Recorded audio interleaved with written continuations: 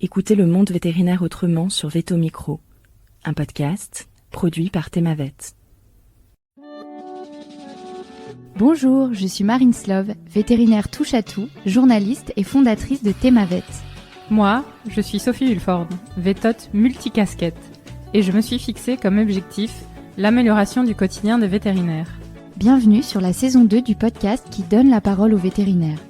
Vous entendrez ici des consoeurs et des confrères, praticiens ou non, raconter leur parcours professionnel, avec leurs réussites, leurs joies, leurs difficultés et leurs échecs aussi parfois. En se confiant sur une tranche de leur existence et en interrogeant leur quotidien professionnel, ils nous démontrent qu'il y a 1000 façons d'être vétérinaire. Nous avons voulu ici nous raconter tels que nous sommes vraiment. Parler de notre rapport au métier bien sûr, mais aussi et avant tout de notre rapport à la vie, à l'animal, à la planète. Ici, pas de tabou, pas de langue de bois et surtout pas de culpabilité. Vous êtes ici chez nous, mais surtout, vous êtes ici chez vous. Belle écoute! Bonjour à tous et bonjour à toutes. Aujourd'hui, sur Veto Micro, j'accueille vétérinaire Anne-Lise Chabert. Bonjour Anne-Lise. Bonjour Sophie, bonjour à tous. Alors Anne-Lise, tu es diplômée de l'Université de Liège en Belgique en 2007. Tu es aujourd'hui experte One Health avec une double affiliation et à l'école de santé publique et à l'école vétérinaire de Adélaïde en Australie. Avant d'en arriver là, tu es passé par un master complémentaire en santé des animaux sauvages au Royal Veterinary College à Londres et la Zoological Society of London. Tu es également passé par un PhD en épidémiologie à l'Université de Liège, ainsi qu'un parcours divers et varié sur plusieurs continents. C'est un sacré teasing déjà que tu nous fais là. Tu es aussi femme, maman, avide lectrice et sportive. On n'échappe bien sûr pas au surf ni au kitesurf quand on vit en Australie. Anne-Lise, es-tu prête pour nous emmener en voyage? Oui, je suis prête. Alors commençons par la question traditionnelle de Veto Micro. Pourquoi vétérinaire? Alors, j'ai commencé à vouloir être vétérinaire quand j'étais toute petite en regardant les documentaires de David Attenborough et je me disais que c'était une bonne façon de préserver la nature, la faune sauvage qui nous entourait dans divers pays. Et donc, j'ai commencé mes études vétérinaires en sachant déjà que je voulais travailler dans la faune sauvage et dans la préservation de la nature. Ah oui, donc ta vocation de faune sauvage, elle démarre très tôt. Est-ce que tu peux préciser, alors moi je connais très bien David Attenborough, mais est-ce que tu peux préciser pour nos auditeurs qui c'est et quel genre d'émission il nous fait découvrir? Alors, il a travaillé surtout pour la BBC et il faisait des documentaires animaliers. Et c'était pas du tout dans le sensationnalisme d'avoir un animal qui se jette sur une proie ou alors d'avoir quelqu'un qui essaye de montrer une situation dangereuse. C'est vraiment toujours l'explication des écosystèmes, montrer comme le monde animal était bien fait et magnifique. Et donc il est encore en vie. D'ailleurs, j'ai eu la chance de l'avoir comme professeur quand j'étais à Londres. Et il a travaillé devant les écrans pendant à peu près plus de 50 ans, même 60 ans, je pense, à nous révéler le monde animalier, que ce soit des toutes petites bêtes jusqu'aux baleines bleues. Je suis très envieuse que tu l'aies eu comme professeur. C'était une de mes idoles aussi. Et d'ailleurs, pour ceux qui veulent, il y a pas mal de ces émissions plus récentes qui sont sur Netflix, notamment Life, où ce sont des émissions animalières, mais dans le contexte aussi des problématiques climatiques. Et je vous invite vraiment à aller voir ces émissions qui sont absolument fabuleuses.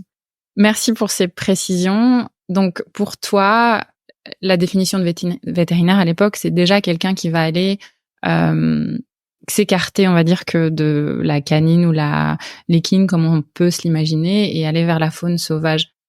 Elle te vient d'où cette définition? Parce que moi, je me rappelle aussi petite d'avoir vu ces émissions, mais je faisais pas forcément le lien entre être vétérinaire et pouvoir aller sur la faune sauvage. C'était une évidence pour toi ou tu l'as acquérie à d'autres endroits également? Mais je pense que c'était une évidence pour moi que c'était la faune sauvage. Par contre, je pense que ce que j'ai acquis au fur et à mesure de ma scolarité et surtout de mon parcours professionnel, c'est que je voulais m'intéresser aux populations. Donc, au lieu de m'intéresser aux individus, donc des animaux sauvages, mais à l'échelle de l'individu. Donc, quand j'ai fini mon école veto, d'ailleurs, je suis partie en zoo parce que je me suis dit, bah voilà, quand on veut s'occuper de faune sauvage, c'est dans un milieu captif. Mais très rapidement, à Liège,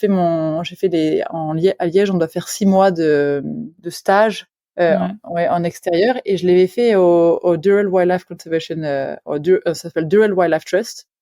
Donc c'est le zoo de Jersey, et ils ont des programmes de conservation in situ et ex situ aussi. Et donc là déjà je me suis dit mais en fait zoo c'est le milieu captif, mais pour avoir un impact il faut quand même déjà aller voir ce qui se passe dans l'environnement et essayer de faire des programmes de réintroduction.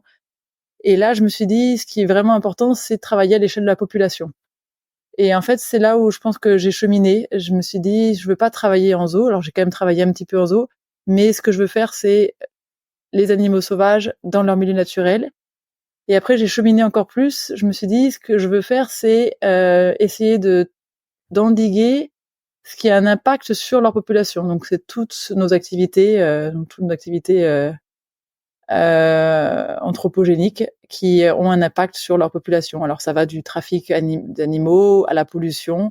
Et c'est là où j'ai commencé à bifurquer sur l'impact sur la santé humaine, parce que ce qui impacte les populations sauvages, ça nous impacte aussi. Et souvent, c'est un axe beaucoup plus percutant pour les décideurs politiques d'écouter ce qui se passe ou les risques pour la population humaine que les risques pour les animaux. Donc, j'ai un peu commencé à mêler les deux pour sensibiliser en fait les décideurs politiques et le public. D'accord, très clair. Donc, tu tires un fil presque. En fait, tu pars animaux sauvages, environnement, et puis santé publique. Exactement. Et je pense que c'est vraiment fait comme ça. Et j'ai appris tout au long de ma carrière. Je pense que je l'ai pas eu en sortant de la fac. Alors maintenant, j'enseigne ça à mes étudiants. Et donc, il y en a qui ont cette révélation en sortant. Là, j'ai 5 étudiantes en thèse qui font tous des projets sur le One Health, et on est tous ce qu'on appelle, je considère que c'est pas des étudiantes, maintenant je les considère comme des collègues.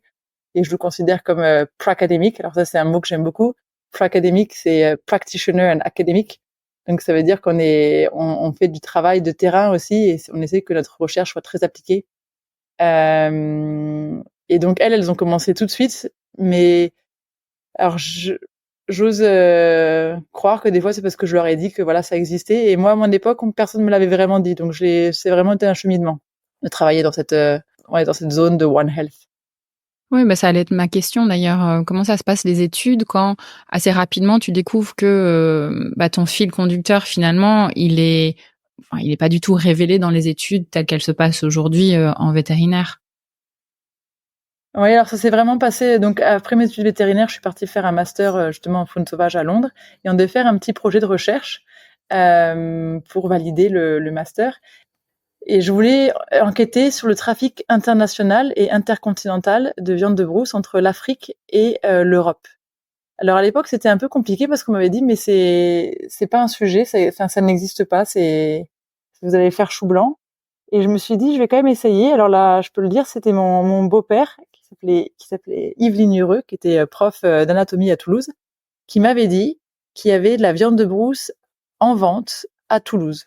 Alors je me suis dit, s'il y en a en vente à Toulouse, c'est que ça doit bien arriver quelque part. Et donc là, j'ai essayé de monter un projet pour élucider cette question et de voir combien de viande de brousse arrivait. Alors à Toulouse, on a regardé un petit peu à l'aéroport, mais surtout à l'aéroport de Charles de Gaulle.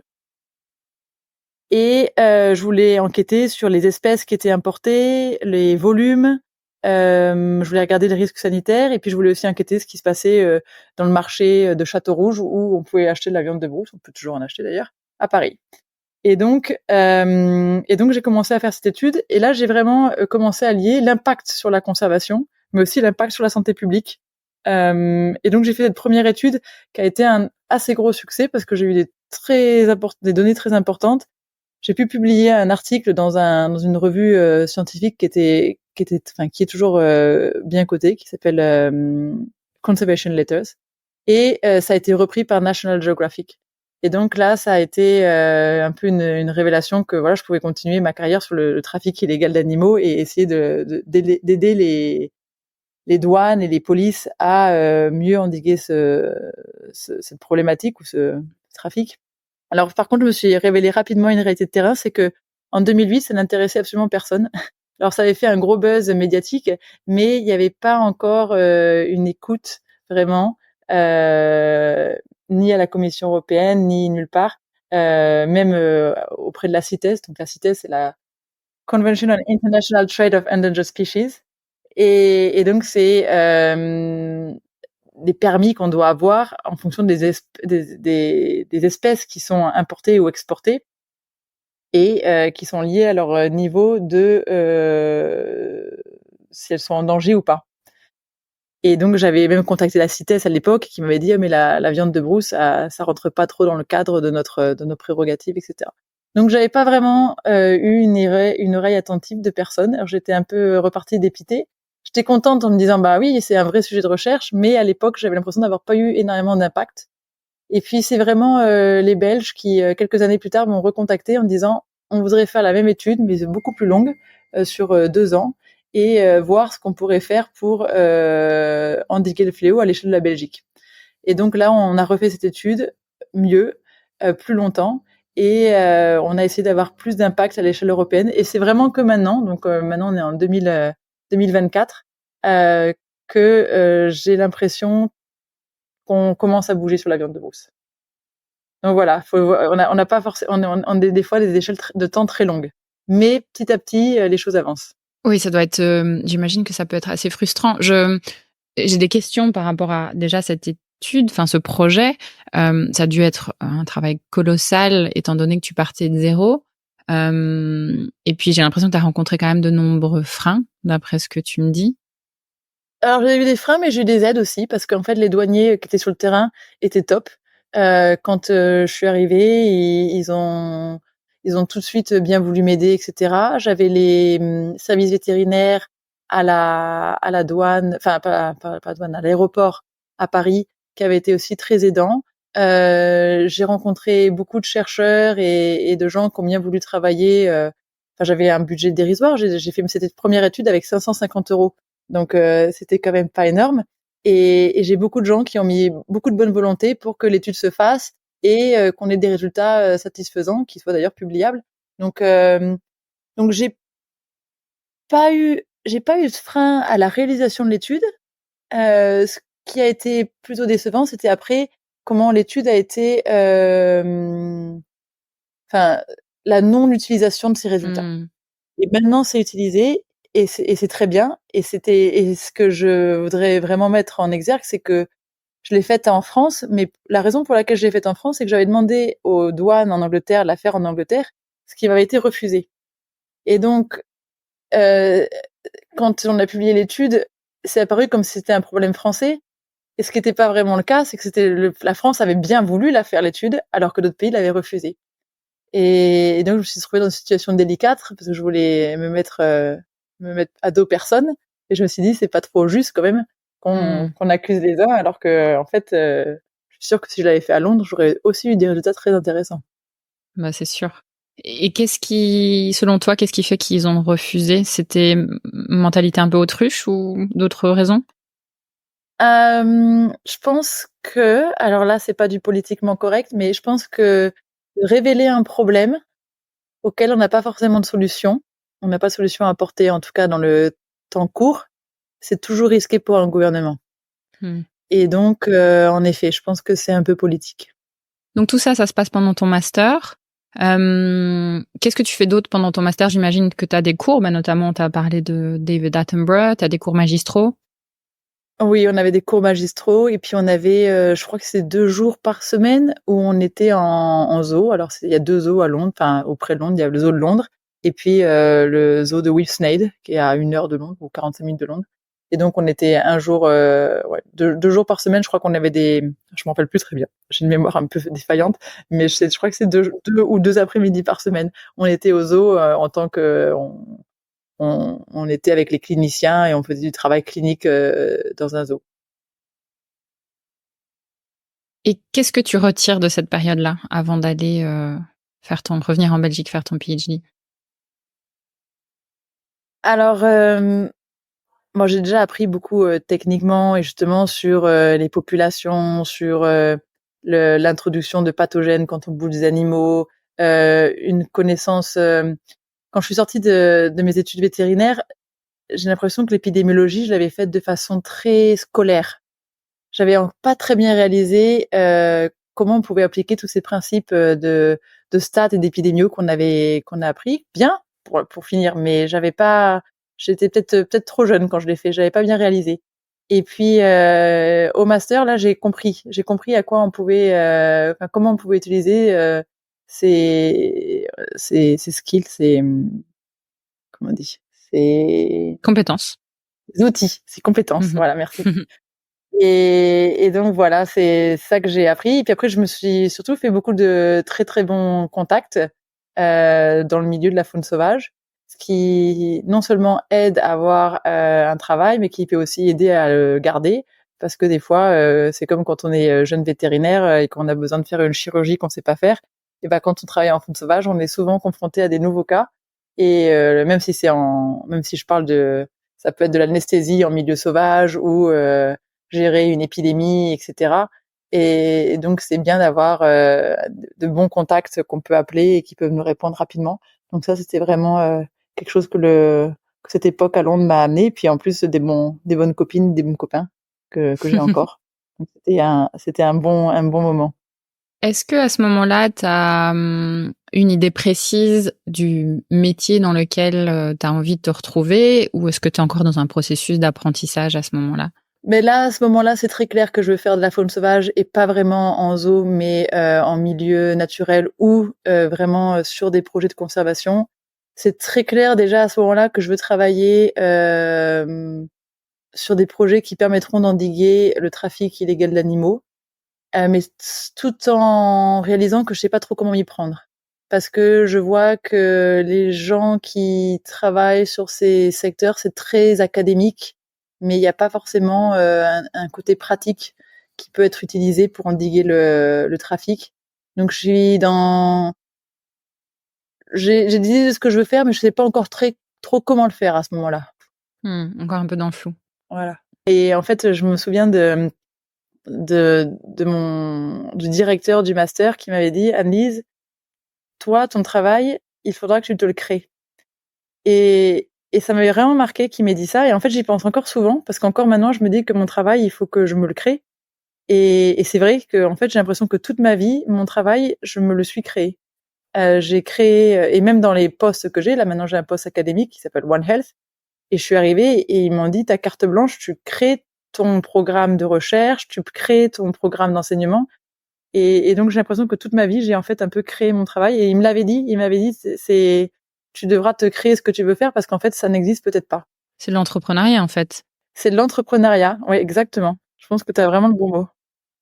Est-ce que c'est une fibre que tu avais, je rebascule vers ton adolescence ou peut-être même ton enfance, au-delà de cette affinité évidemment vers les animaux et cette envie d'aller soigner les animaux sauvages, est-ce qu'il y a quelque chose est-ce que c'est une compétence, entre guillemets, une qualité que tu retrouves quand tu repenses à toi enfant?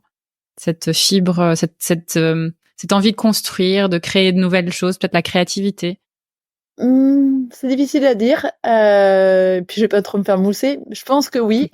J'avais peut-être cette fibre en tout cas dans l'entrepreneuriat, oui. J'ai toujours bien aimé créer et essayer de faire des liens et essayer de vendre un peu mes idées. Donc ça, je pense que tout le temps. J'ai toujours essayé aussi de rassembler les gens pour créer des projets plus grands. Alors c'est juste un exemple, mais c'est un tout petit projet. Mais quand j'ai dû passer, par exemple, mon permis de conduire, à l'époque, j'étais dans une pension qui s'appelait la Légion d'honneur, une maison d'éducation de la Légion d'honneur. Et j'avais, avec une amie, contacté toutes les filles qui étaient en âge de passer leur permis pour savoir qui veut passer son permis en même temps que nous. Et du coup, on avait un groupe de 35 personnes ou 40 personnes qui voulaient passer son permis. Donc, c'était énorme comme classe. Et on avait démarché toutes les toutes les entreprises qui faisaient passer le permis pour leur dire, voilà, on a un groupe de 40, quel prix, comment vous arrangez, etc. Et donc, on avait trouvé des super tarifs. Et donc, alors je sais pas si c'est de la créativité, mais en tout cas, c'était peut-être une petite fibre d'entrepreneuriat déjà à l'époque. Mais carrément, parce que ces genres de choses, on se dit, ouais, voilà, exactement ce que tu dis. Oui, c'était un petit projet, parce que toi, ça te semblait finalement logique et facile. Mais je peux te dire qu'il y a beaucoup de gens qui nous écoutent, qui vont se dire, oh là là, mais jamais j'aurais fait un truc pareil.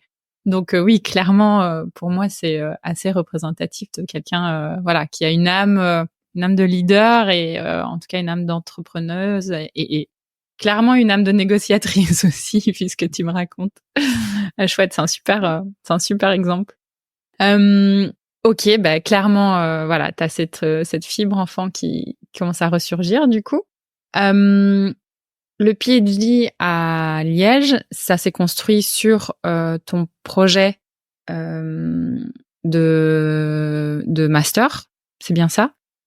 Alors j'ai envie de dire oui et non. Parce qu'en fait, après Londres, je suis partie en Afrique pour une mission assez courte. Alors là, c'est vraiment de la téléanesthésie d'animaux sauvages dans le delta de l'Okavango. Donc en fait, j'étais un peu, moi j'étais la vétérinaire qui anesthésie les animaux. Surtout, c'était des grands carnivores qu'on faisait, donc lions, hyènes, guépards, léopards, lycaons. Et après ça, j'ai eu un boulot aux Émirats Arabes Unis. Et je travaillais beaucoup sur les maladies. Alors, mon projet au début aux Émirats Arabes Unis, je travaillais avec un zoo à l'époque, mais c'était pour la réintroduction d'espèces qui étaient soit disparues, soit très en danger dans leur milieu naturel.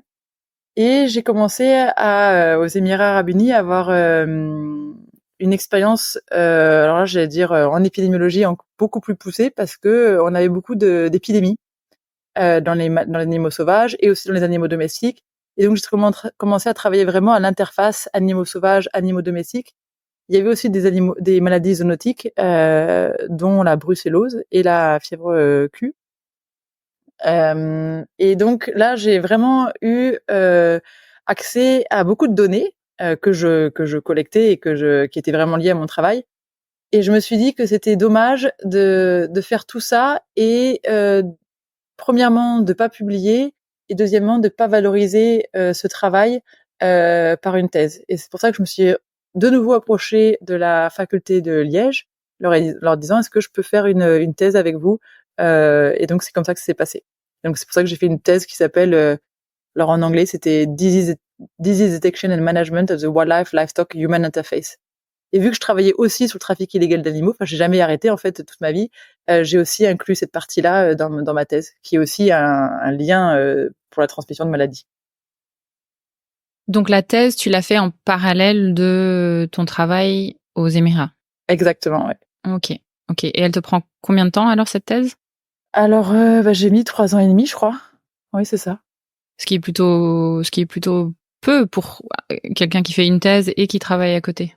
Et oui, mais vu que mon travail c'était ma thèse en même temps, enfin mon travail ça rajoutait pas, ma thèse rajoutait, alors si parce que je publiais pour ma thèse, mais c'était quand même mon travail.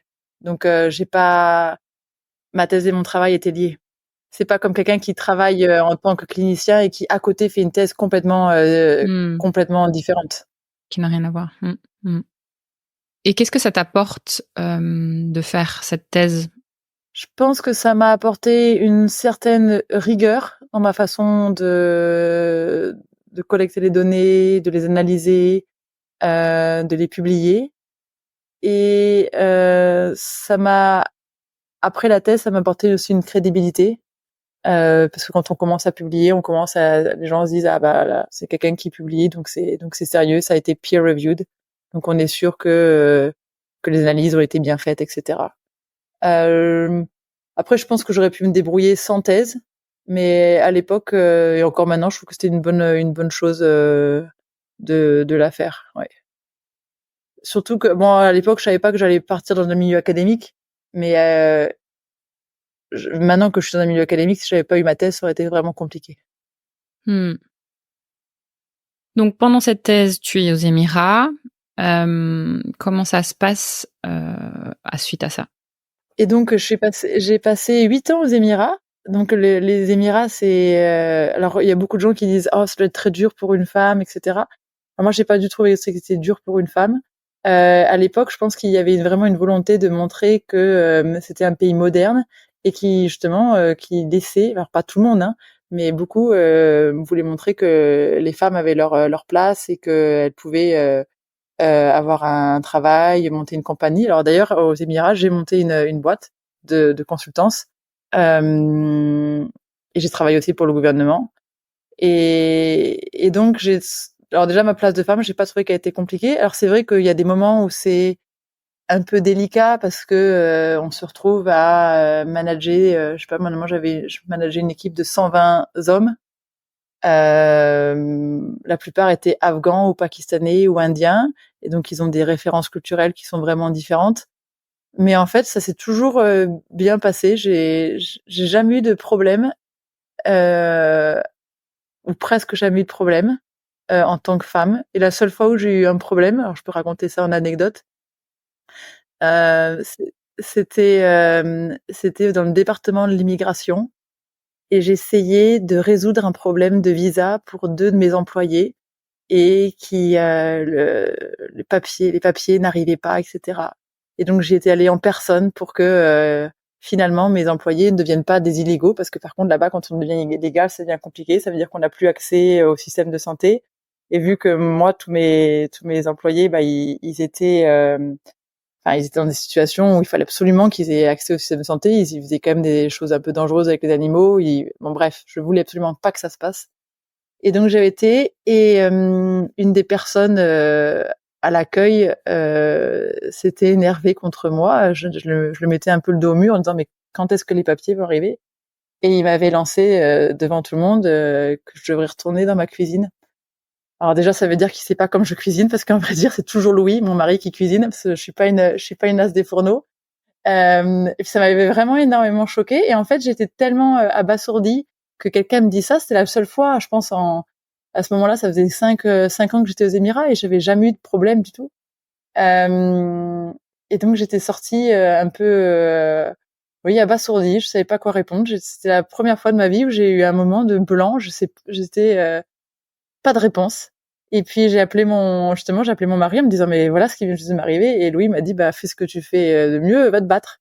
Et donc je suis re-rentrée dans ce bâtiment, et les départements de l'immigration, c'est un grand bâtiment à Abu Dhabi, et chaque étage plus ou moins est lié à un peu à l'étage hiérarchique des personnes qui y travaillent. Et donc j'ai appuyé, alors je sais plus quel était le bouton, mais l'étage le plus haut, et je suis arrivée dans le bureau du directeur de l'immigration, et je lui ai dit, ben voilà, je voudrais vous rapporter quelque chose qui vient juste de se passer en bas.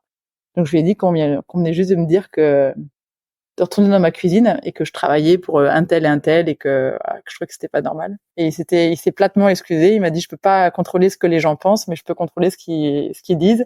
Et je vous promets que plus personne ne dira ça dans l'étage du bas. Donc c'est pour prouver que quand même les gens qui sont en haut aux Émirats essayent, en tout cas, de protéger les femmes. Tout le monde n'y adhère pas, mais quand les gens n'y adhèrent pas et qu'on se plaint, et qu'en tout cas qu'on est blanche et qu'on est docteur, on peut être écouté. Oui, et qu'on réagit de manière intelligente. Ouais. Et alors ça, je peux dire que je pense que c'est parce que j'ai un mari qui est peut-être plus féministe que moi, parce que j'ai failli partir. J'étais un peu choquée.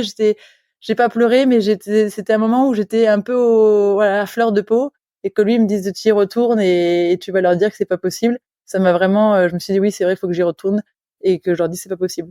Après, moi, j'étais où que je travaille, où que je sois, je me suis toujours dit que si un jour les gens me disent bah écoute, ce que tu penses, ce que tu veux, ça nous va pas, il faut que tu partes, et je partirai. Donc j'ai jamais eu un travail où je suis jamais restée dans un pays où je me suis dit que je ne devais pas dire ce que je pensais, même aux Émirats.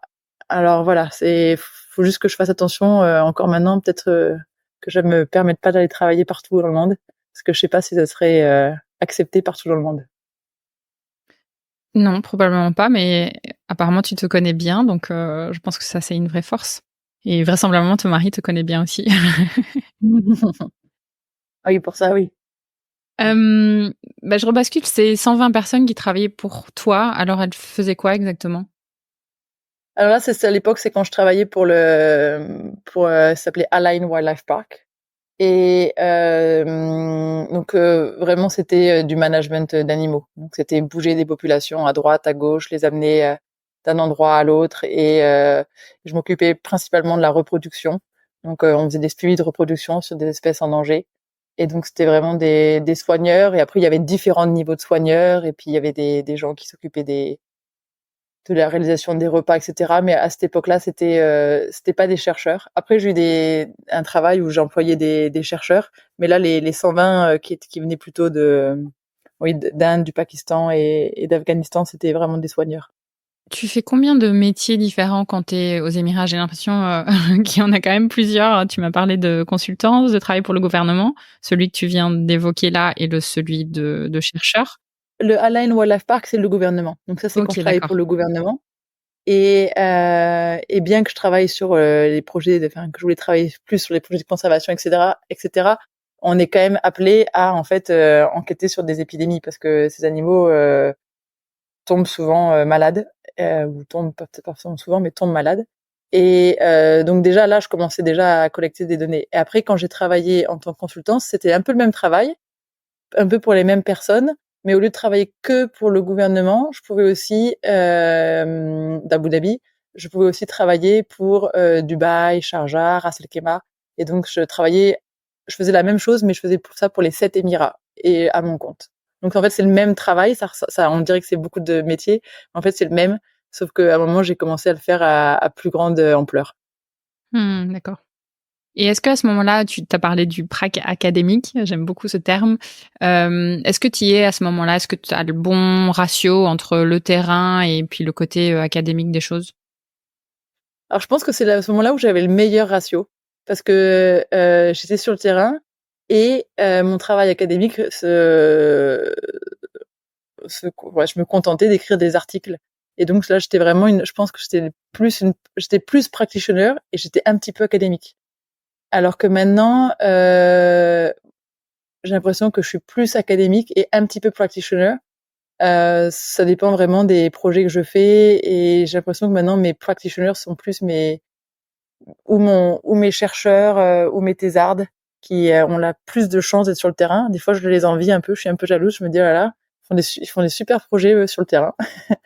Et moi, je suis plus en train d'essayer de gérer des fonds, m'assurer que les stakeholders sont contents, etc. Donc j'ai l'impression que j'ai un travail qui est plus d'académique que de practitioner maintenant.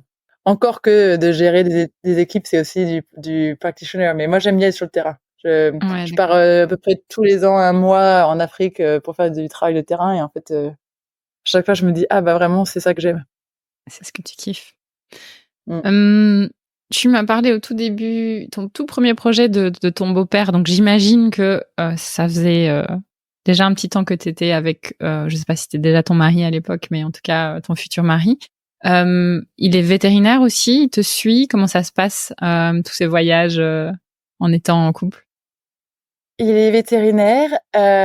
Oui, je peux dire qu'il me suit. J'ai vraiment énormément de chance parce que il est ultra méga flexible. Donc, il a travaillé en mixte au début, puis après on est arrivé à Londres, alors qu'il parlait pas beaucoup anglais. Il s'est mis à parler anglais pour travailler à Londres. C'était plus pratique quand même. Et là, il a fait de la canine et beaucoup de chirurgie et vraiment voilà. Mais il s'est vraiment beaucoup amusé. On est resté 3 ans à Londres au total. Et puis après en Afrique, bah là il est juste venu voir en vacances. Et après aux Émirats, donc on a une période où on n'était pas, enfin il a pas pu venir. Il attendait de voir que ça se passe bien aux Émirats. Donc je pense qu'on a été séparés pendant 6 ou 7 mois, le temps que je m'installe aux Émirats. Et là il est venu. Et là à ce moment-là il n'y avait pas de travail. Et puis pour finir, il a trouvé un travail dans la faune sauvage avec certains de mes collègues. Et donc là, il s'est mis dans une nouvelle branche. Il a commencé à faire beaucoup plus d'épidémios parce que quand on fait de la faune sauvage là-bas, en fait, c'est quand même beaucoup de l'épidémio aussi.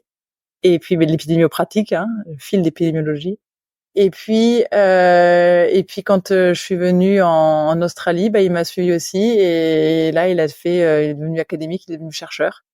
Et voilà. Donc oui, j'ai beaucoup de chance parce qu'il s'adapte à toutes les situations. Et une fois, quelqu'un lui avait dit, oh là là, t'as un CV un peu décousu. Et il avait dit, mais en fait, ce qui manque, c'est l'autre partie du CV, c'est celui de ma femme, pour qu'on comprenne pourquoi je vais de droite et de gauche et d'un pays à l'autre. C'est super. Parce qu'il y a eu des enfants dans tout ça aussi pendant toutes ces pérégrinations. Il y a eu des enfants, on en a 2. On a Eva et Adrien. Et les 2 sont nés aux Émirats. Et alors après, j'avoue qu'aux Émirats, il y a quelque chose alors ça fait très riche quand on le dit, mais c'est vraiment toutes les familles ont des nounous aux Émirats. Et donc, on avait une nounou avec qui on est encore en lien. Quand on est parti en Australie, on a essayé de la faire venir avec nous parce on est vraiment très attachés à elle et je pense qu'elle est assez attachée à nous aussi. Et malheureusement, on pouvait pas là, on n'a pas réussi à avoir un visa pour elle. Mais donc, oui, on avait une nounou qui nous aidait beaucoup et ça m'a permis de continuer à travailler malgré les enfants parce qu'en fait, dans tous mes déplacements, j'avais les enfants et la nounou qui venaient avec moi. Et aux Émirats, justement, ça c'est quelque chose je sais pas si ça l'est encore, mais à l'époque, c'était complètement accepté. Donc, je partais en voyage de travail et on me payait mon billet et celui de la nounou et des enfants. Et il n'y a jamais eu de question. Ouais, c'est fabuleux. Mm. Et alors maintenant, je continue en Australie. Ils viennent avec moi encore sur le terrain. Et j'ai senti au début que ça choquait un peu. Je sais pas si le mot choquer, c'était vraiment le bon mot, mais que ça interpellait. Mais en fait, quand on le dit comme une évidence et qu'on dit qu'il n'y a pas d'autre solution, j'ai l'impression que tout le monde s'est très bien adapté. Au point qu'en fait, moi, mes enfants, quand ils voyagent avec moi sur tous mes projets, qui sont des projets facultaires, hein, l'assurance de la faculté les assure aussi. C'est-à-dire que s'il y avait un moindre problème sur un des enfants, il serait aussi éditroyé ou il serait amené dans l'hôpital, etc. Enfin, tout est couvert. Donc en fait, ouais, et ça, c'est quelque chose que je dis parce que je pense que c'est vraiment important toutes les femmes qui veulent travailler, mais qui veulent aussi avoir une famille, euh, mettent un peu les pieds dans le plat et disent, voilà, on veut le faire, mais c'est comme ça qu'on va le faire parce que sinon c'est juste pas possible. Alors je dis pas que c'est forcément facile, parce que quand ils sont petits, sans nounou, je pense que ça aurait pas été possible. Mais maintenant qu'ils sont plus grands, moi j'ai des enfants, je trouve qu'ils s'adaptent bien sur le terrain. Et maintenant j'amène mes enfants et des étudiants sur le terrain, et des fois je trouve que mes enfants ont plus de sens commun que certains de mes étudiants. Ils sont peut-être plus dans l'intuition. Ouais, ou peut-être qu'ils l'ont vu plus souvent et que pour eux c'est pas nouveau, alors que pour d'autres c'est nouveau. Donc Ouais, voilà. peut-être. Mais merci d'évoquer ça parce que ouais, je pense que c'est un gros frein qu'on se met nous-mêmes. Hein. Je pense que avec beaucoup de croyances limitantes, on n'ose pas, on se dit si on dit ça, on n'aura pas le boulot, ou on nous dira non, on sera mal vu, etc. Et en fait, parfois, amener les choses plutôt comme une affirmation qu'une question, ou bien une question bien amenée avec une vraie construction de pourquoi on a besoin que les choses se fassent comme ça. Eh bien, ça permet de dénouer et d'ouvrir beaucoup de possibilités. Tu es un bon exemple. Donc, ouais, merci de souligner ça. Je pense que des fois il faut même pas poser la question en fait. Je pense qu'il faut le faire et montrer comment on le fait. Et parce que si on pose la question, les gens qui savent pas vont dire non, c'est pas possible. Surtout qu'il y a quand même beaucoup d'enfants l'idée des gens qui ont pas d'enfants et qui disent on va amener un enfant sur le terrain, c'est que l'enfant va faire n'importe quoi, va crier, va se faire mal, etc. Mais quand on commence à amener les enfants et qu'on dit voilà, c'est comme ça que ça se passe et tout va très bien, les gens doivent réaliser, ils réalisent forcément, oui, en effet, il y a pas de problème. Et des fois, je me dis en fait, il faut leur montrer avant de poser la question. Et comme ça, au moins, là, ils partent sur des faits au lieu de passer sur des hypothèses. Oui, un peu. Voilà, c'est un fait, les mettre devant le fait accompli en fait. Un peu ça, oui. C'est son côté battante et et entrepreneuriale qui revient là. Mais sinon, ça aurait pas été possible. Hein. Sinon, j'aurais pas du tout pu avoir ma carrière, ça c'est sûr. Ouais. Les Émirats, t'es basé où? Ton camp de base, il est toujours le même ou il bouge?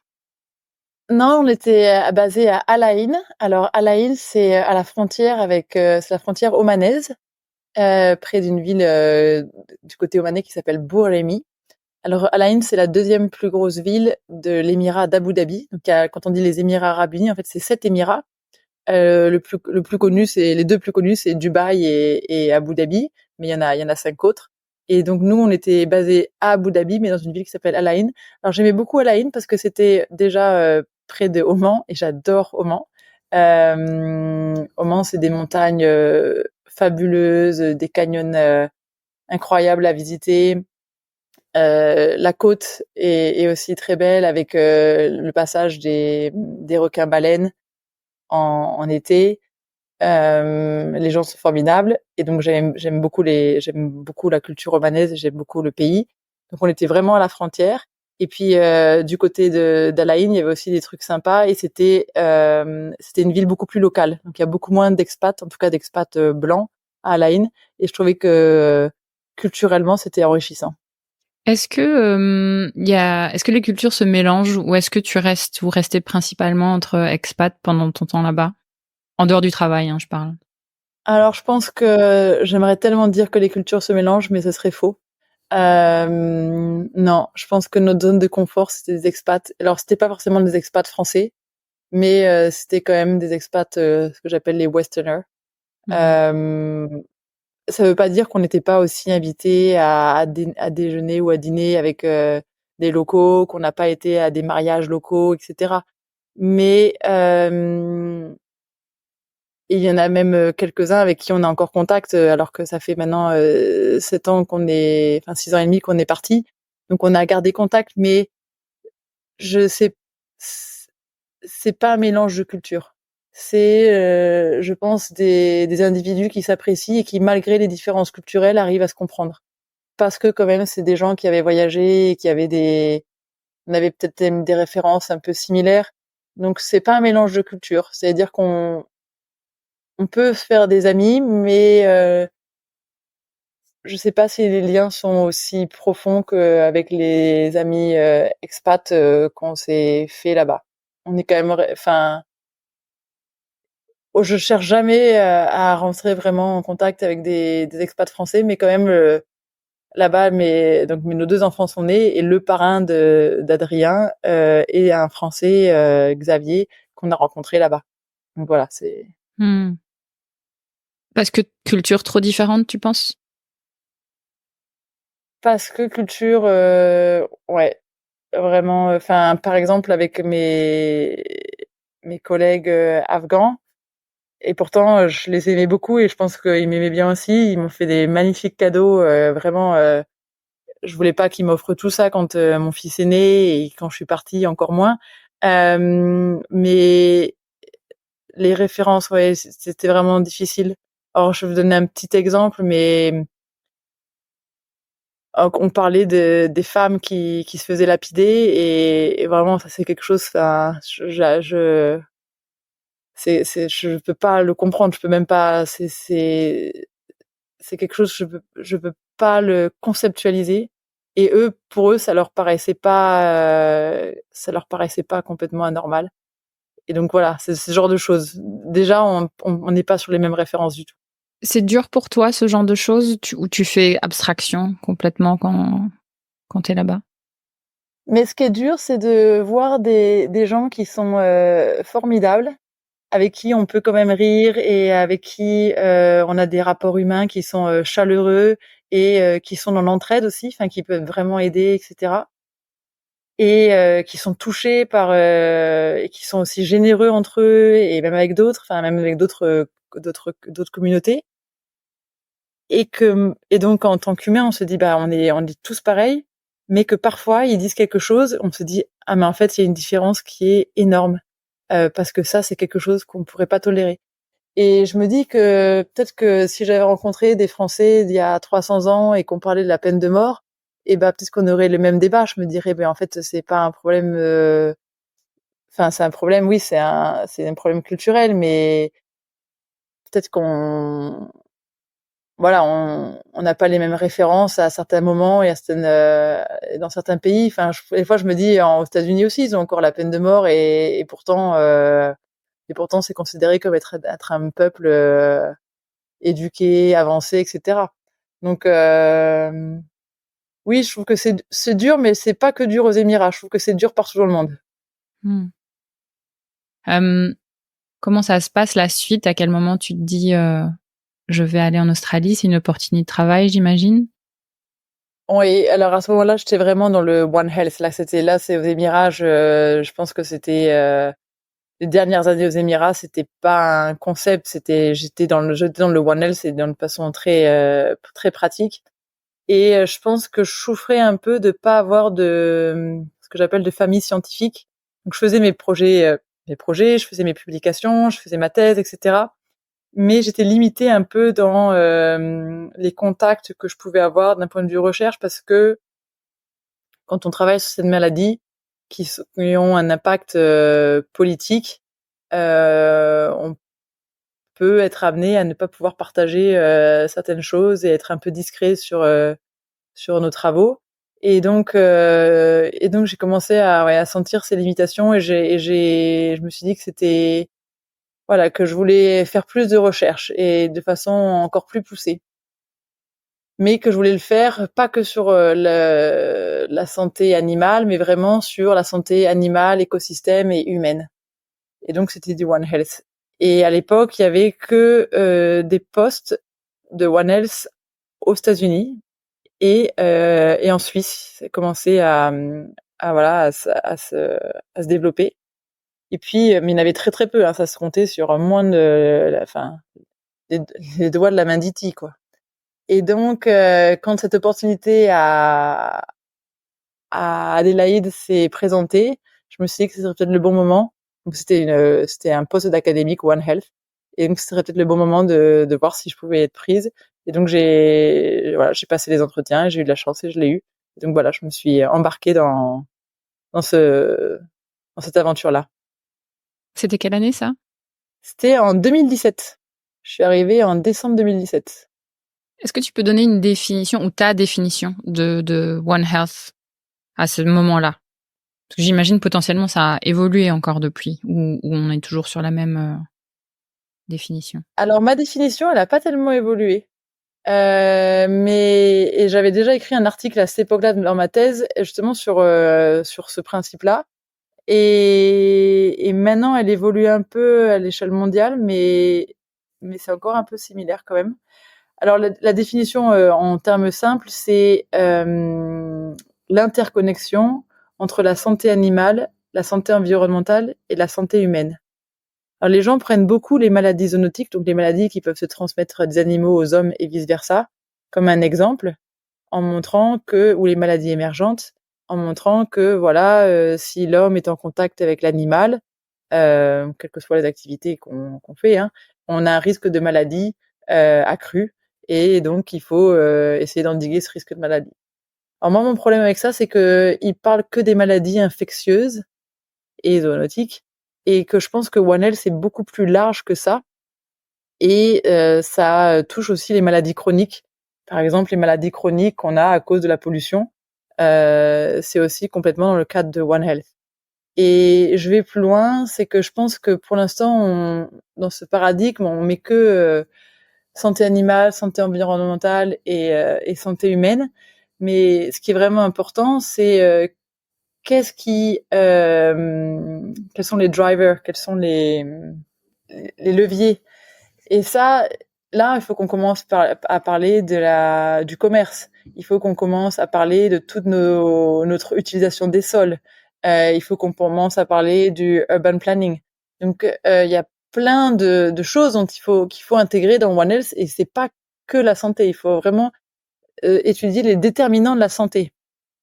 Et donc, c'est pour ça que je pense que c'est vraiment une approche très globale, mais qui ne se focalise, qui ne devrait pas avoir comme unique interlocuteur les départements de santé animale, environnementale ou humaine, mais aussi tout ce qui détermine notre santé, nos santé, ou notre santé si on veut dire One Health. Et ça, c'est la définition vers laquelle on évolue aujourd'hui. Voilà, c'est les activités humaines. Alors c'est la définition dans laquelle on évolue, mais je trouve qu'on est un peu lent à vraiment se focaliser sur la prévention. La prévention de ces maladies ou infectieuses ou non infectieuses, hein, liées à nos activités anthropogéniques. Et ça,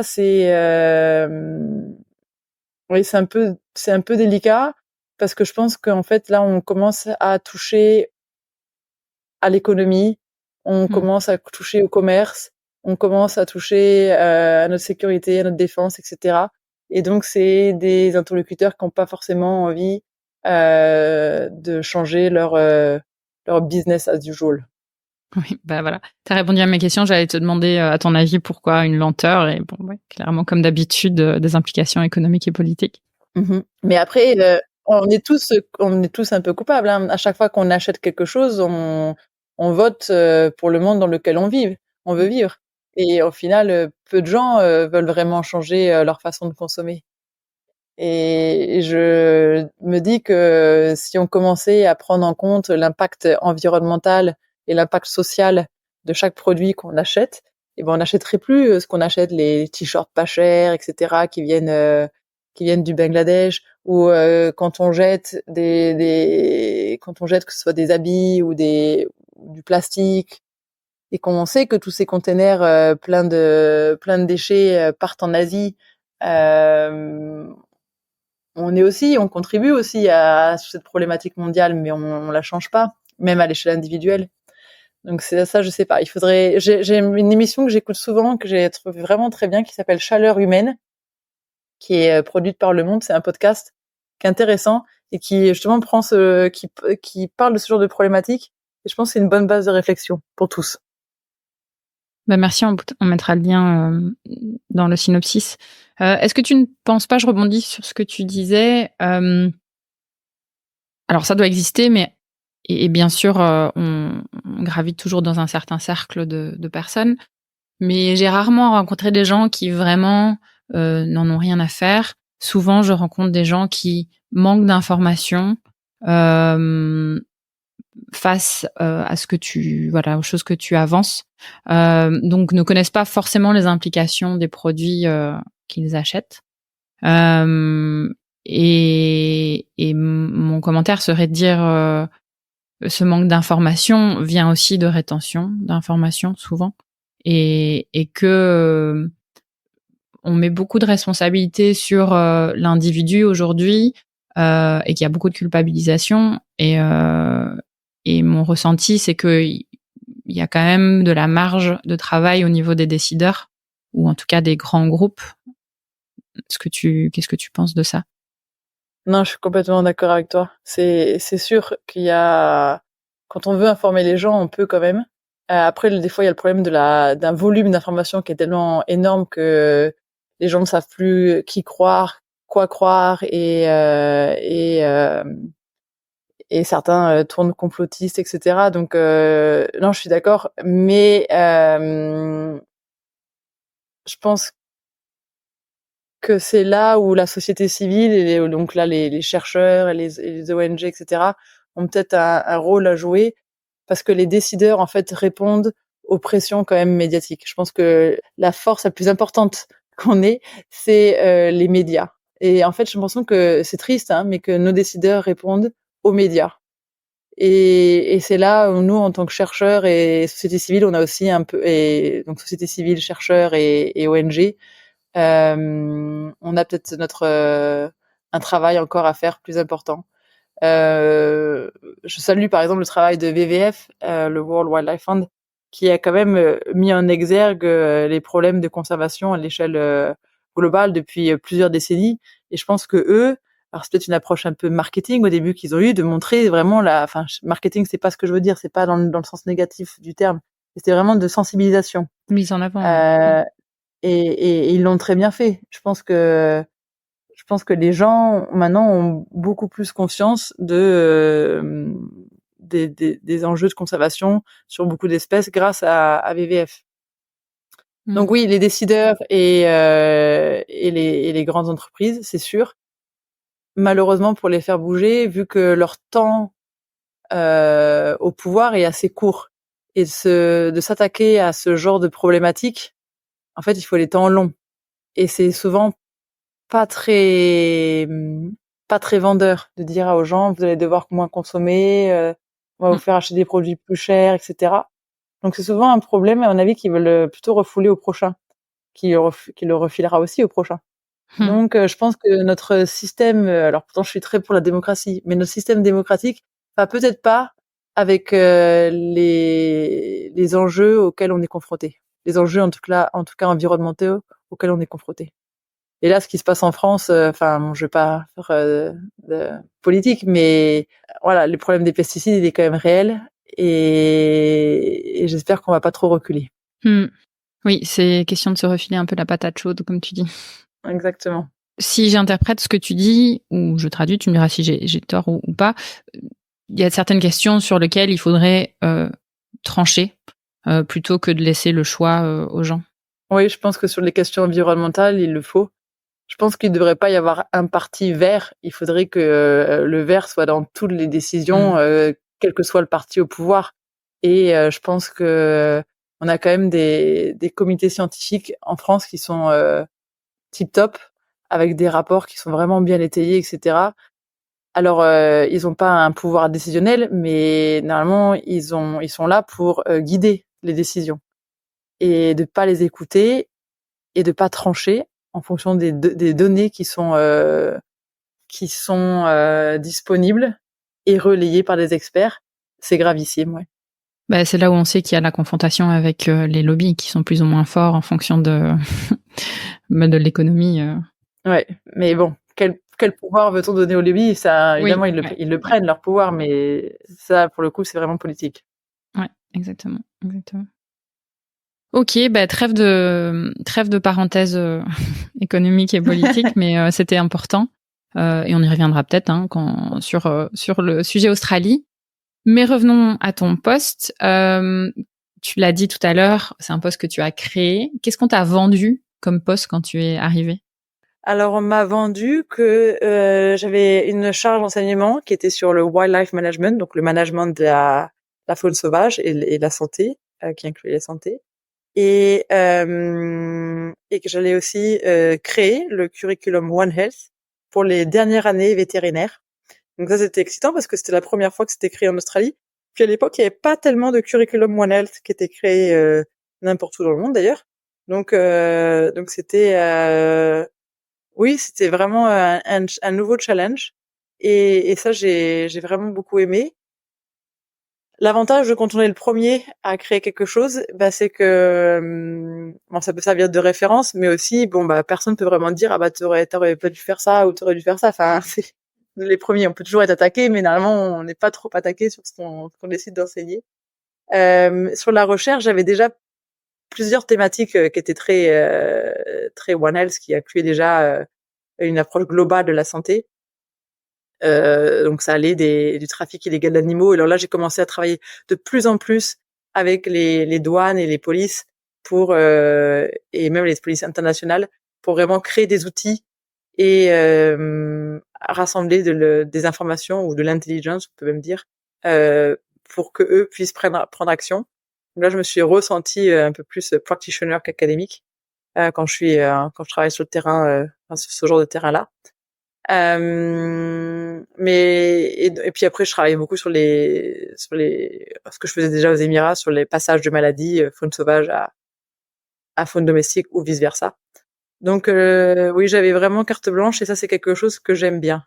Il y a des gens qui préfèrent être guidés et qui se sentent plus soutenus s'ils rentrent dans un projet et qui suivent un peu un plan. Et en remarque, ça m'est jamais arrivé, donc je sais pas comment je réagirais, mais rapidement, moi j'aime bien créer. Quand j'étais plus petite, j'étais en terminale, on devait choisir nos options au bac, et je me rappelle que moi j'étais en filière scientifique, mais j'aimais beaucoup l'art, et j'avais fait des pieds et des mains pour pouvoir continuer l'art. Et en fait, j'ai l'impression que quand on est scientifique, on est très artiste. En fait, on crée des projets, et on les développe. Au final, c'est un travail d'artiste. Alors, je suis tellement d'accord avec toi là-dessus. Et pourtant, la société nous présente ces deux champs de compétences comme étant complètement antinomiques. Et c'est tellement dommage parce que clairement, quand on est scientifique, on est créatif, quoi. On est inventeur, on est entrepreneur. Et c'est dommage que ce soit si binaire encore aujourd'hui. Ouais, je pense que c'est parce que la société a une idée du scientifique en tant que technicien, qui voit un scientifique qui manipule des pipettes et qui a un travail technique. Je pense qu'ils arrivent pas forcément à voir qu'un scientifique, c'est quelqu'un qui déjà commence par une idée et puis après qui la développe. Ouais, mais tu sais, même la science, on l'oppose à la littérature. Tu vois, c'est des choses qu'on présente Oui, comme c'est vrai. étant incompatibles. Qu'on est soit de cerveau gauche, c'est cerveau droit, alors qu'aujourd'hui, les IRM montrent bien que c'est pas le cas. Enfin bref, je fais une parenthèse, mais merci de souligner ça. Non, mais je pense que c'est vrai. Et là, je viens juste de finir un livre qui s'appelle Un fauteuil sur la scène de Amin Malouf. Et donc, il explique les différentes personnes qui sont succédées sur le fauteuil qu'il occupe à l'Académie française. Et c'est très, très intéressant parce que je m'étais pas rendu compte du nombre de scientifiques qui étaient présents à l'Académie française de littérature. Donc, je trouvais que c'était intéressant de voir que, en fait, c'est peut-être assez récent qu'on sépare science et lettres. Oui, peut-être avec la révolution industrielle quand même, je pense. Oui, peut-être que t'as raison. Mm. T'as raison. Peut-être que c'est ça qui a fait qu'on a commencé vraiment à travailler en silo. Vous attendiez pas un podcast philosophique. Où est-ce qu'on en était? Ah oui, ton job que tu étais en train de créer et que tu aimais ça. Voilà, tu disais justement ce côté créatif qui te plaît. Est-ce que tu peux nous donner un exemple tu parlais d'outils que tu as développés avec les autorités. Est-ce que tu peux nous donner un exemple? Ah ouais, je vous donne l'exemple là. Alors ça, c'est un exemple vraiment très très récent. J'ai approché une compagnie qui s'appelle la CMA-CGM, qui sont un gros transporteur de containers. Je crois que c'est le 2e mondial, parce que le trafic illégal d'animaux se fait évidemment par air, mais principalement par container, vu les volumes qui sont transportés. Et seulement 2% des containers qui voyagent sur le globe sont contrôlés. Et évidemment, ils sont plutôt contrôlés pour de la drogue, des armes, des matériaux dangereux comme les matériaux radioactifs, etc. C'est surtout drogue et armes. Et donc le trafic illégal d'animaux, c'est pas une priorité. Et puis en plus, ce sont des containers qui sont scellés. Et donc, quand on veut commencer à ouvrir quelque chose, c'est une procédure. Ça veut dire qu'il faut déjà avoir un ordre pour l'ouvrir et puis ouvrir le container. Et puis là, les douaniers doivent extraire tout ce qu'il y a dedans, etc. Alors ça se fait, hein. On a pas mal de saisies à Hong Kong ou dans différents pays où on voit des saisies d'écailles de pangolin ou d'ailerons de requin, etc. Mais à mon avis, ça se fait très peu par rapport au volume qui transite. Et donc, on a travaillé avec la CMA. Et alors c'est plus que la CMA est pas client là-dedans. La CMA est vraiment partenaire de ce projet. On a deux aspects du projet. On a développé un algorithme qui permet d'identifier quel container est le plus suspicieux pour le plus suspicieux en termes de mouvement d'animaux sauvages. Enfin non, c'est des morceaux d'animaux. On parle c'est vu que c'est dans un conteneur, c'est forcément des animaux morts.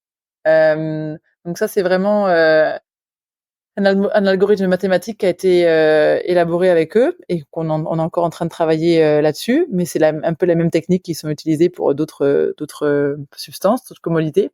Et puis on a une machine qu'on est en train de développer qui extrait l'air des containers et l'analyse. Alors on a différents types d'analyse. C'est ADN environnemental, masse spectrométrie et chien détecteur. Donc on analyse par 3 différentes méthodes.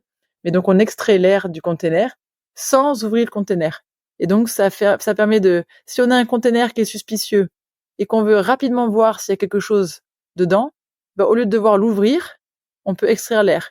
Et là, s'il est suspicieux et qu'en plus quand on a extrait l'air et qu'on l'a analysé, on a ce qu'on appelle positive hit, donc on a quelque chose qui nous dit oui, on a 2 sources en fait d'informations qui nous disent oui, là il y a vraiment quelque chose. Là, les gens peuvent l'ouvrir et faire une enquête plus approfondie. Et donc on espère que ça va permettre d'augmenter le nombre de containers qui seront contrôlés. Ah, c'est super.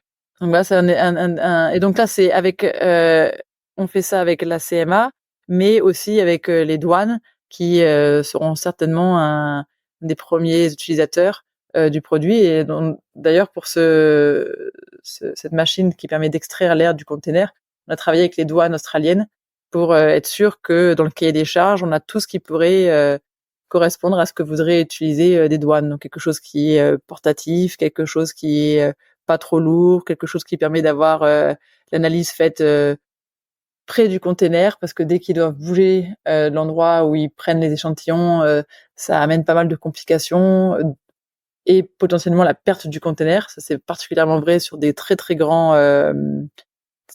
ports où il y a un mouvement incessant de containers. Donc voilà, ça, c'est voilà, c'est vraiment très concret. C'est développer un outil qui permettra d'endiguer, ou en tout cas contribuer à endiguer le trafic. En termes de chiffres, ça donne quoi le trafic illégal de viande là aujourd'hui dans le monde? Alors là, quand je parlais du conteneur, c'était pas forcément de viande. Hein. Je peux pas te donner de chiffres. Non. Parce que alors on parle du trafic illégal, mais il y a aussi le trafic légal. Hein. Honnêtement, il y a quelques ONG qui inventent des chiffres. Je pense que la vérité, c'est qu'on n'en sait rien. Alors il y a des chiffres faramineux qui sont donnés dans la presse. Je pense qu'on n'en sait rien, mais qu'on est certainement toute la vérité. Je reviens d'Indonésie à Manado. C'était il y a 2 semaines. Là. C'est une petite anecdote. Alors j'ai été là-bas parce que j'entraîne les gens qui travaillent pour le ministère de l'Environnement et les prosécuteurs à prendre des échantillons pour identifier les espèces et pour pouvoir présenter des cas en face, à la cour, pour que y ait des prosecutions. On dit ça prosecution en français? Je perds le mot maintenant. Pas des plaintes, des mises en demeure, enfin des enquêtes, des procès. Voilà, des procès. Voilà. Et pour être sûr que alors j'ai vraiment beaucoup de mal parce que c'est que des vocabulaires que j'ai appris en anglais, chain of custody, donc que les éléments de l'enquête soient bien préservés, etc. Donc j'étais là-bas pour donner des cours c'est aussi très concret et à ces gens du gouvernement. Et ils me disent est-ce que tu voudrais visiter un marché, un wet market qui est à quelques minutes de là où on faisait le cours. C'était peut-être à 1 heure, peut-être à 40 minutes. C'était à Tomohon. Donc on était dans une ville qui avait encore un wet market, et donc j'ai été visiter. Et en fait, ils vendaient des chauves-souris, ils vendaient des pitons, ils vendaient du chien, ils vendaient qu'est-ce qu'ils vendaient d'autre, du espèce de sanglier sauvage qu'ils avaient. Il y avait plus de primates parce qu'ils venaient juste d'avoir un arrêt sur les primates. Alors pas du tout pour des raisons sanitaires, mais pour des raisons de conservation, parce que c'est le primate qu'ils ont là, c'est le macaca negra. Donc macaca negra qui est en voie de disparition. Donc là, le gouvernement avait dit on arrête de tuer les primates. Mais donc j'étais très étonnée que après le Covid, après tout ce qu'on sait, en fait ces marchés sont complètement légaux et que voilà, il y a pas les normes sanitaires ont absolument pas changé. Et donc je me dis, on parle toujours du trafic illégal d'animaux, mais il y a aussi tout le trafic légal d'animaux. Et je pense que ça, voilà, quand on demande les volumes qui transitent, est-ce qu'on parle du légal, est-ce qu'on parle de l'illégal? Et honnêtement, je pense qu'on n'a aucune donnée ni sur le légal ni sur l'illégal. Mais que c'est sans doute faramineux. Ah bah c'est faramineux. Il y a quelques papiers sur le légal qui sont passés, c'est faramineux. On a publié il y a pas longtemps un papier sur le trafic légal des primates pour les laboratoires de recherche biomédicale. Et on parle de centaines de milliers de primates qui bougent qui bougent dans les laboratoires, qui sont pris en Asie du Sud-Est. Et nous, ce qu'on mettait en exergue, c'est que la capacité de production du Cambodge était bien moindre de ce que ils exportaient réellement. Donc ils exportaient un certain nombre, donc je me souviens plus exactement, j'ai plus le papier en tête, mais ils exportaient un certain nombre et en fait on a montré que leur capacité de production était bien moindre que ce qu'ils exportaient. Donc c'était sûr que ces primates viennent de quelque part d'autre. Alors vu qu'ils disent qu'ils ne les prennent pas de la nature et qu'ils importent pas, notre question était d'où viennent-ils? Mais donc oui, donc il y a le trafic légal qui sert aussi de loophole, de moyen pour faire passer du trafic illégal dans une chaîne légale, enfin qui paraîtra légale. C'est complexe, hein? C'est complexe, oui. C'est Je complexe m'imagine surtout juste, qu'on a peu de données en fait. C'est vraiment ça la problématique. une espèce de toile d'araignée géante avec plein de parties inconnues. Exactement. Tu parles du Covid, t'étais en Australie pendant le Covid? J'étais en Australie pendant le Covid, oui. Comment ça se passe? T'étais impliquée directement dans la gestion, dans les recherches? Alors, ce qui s'est passé pendant le Covid, alors je vais faire juste une petite parenthèse. Avant le Covid, il y avait eu le MERS coronavirus. Et MERS coronavirus, j'étais à Al Ain, qui était l'épicentre du MERS coronavirus aux Émirats Arabes Unis. Alors là, c'était, j'avais travaillé sur, j'avais pris des échantillons sur les dromadaires, j'avais pris des échantillons sur les chauves-souris. On essayait de comprendre comment le virus allait de l'un à l'autre. Alors, MERS coronavirus, c'était un virus qui se transmettait d'homme à homme, mais aussi on avait des transmissions de chameau à homme. Donc c'était vraiment pour moi une vraie zoonose là pour le coup. Par contre, ça tuait une personne sur 3, donc c'était beaucoup plus risqué. Et donc là, on n'a pas beaucoup publié, c'était un peu délicat comme environnement, mais j'avais senti que c'était un travail vraiment de terrain et qui avait un impact.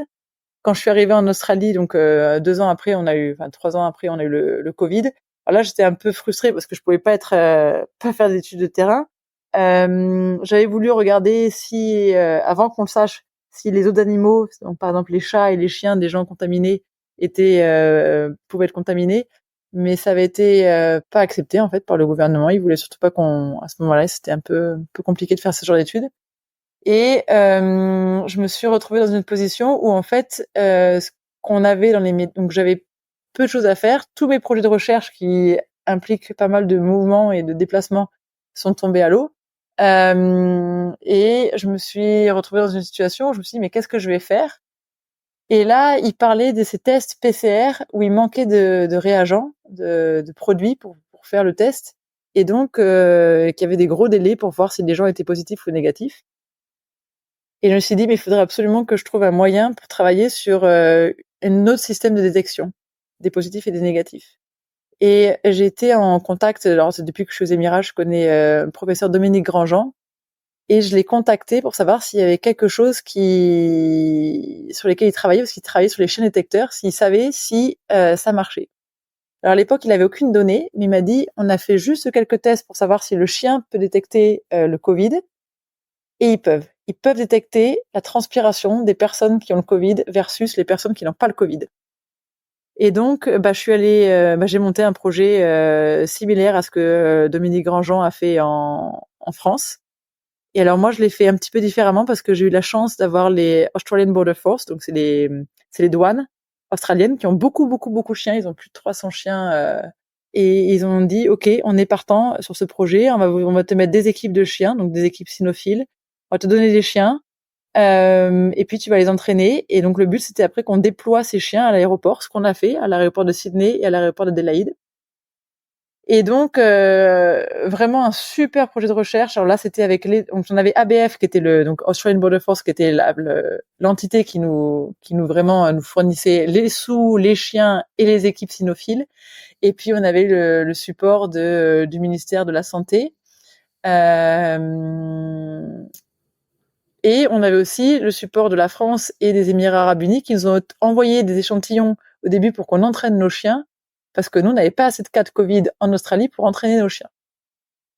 Donc, alors ça n'a pas été facile, hein, je fais l'histoire rapidement, mais ça c'est fait.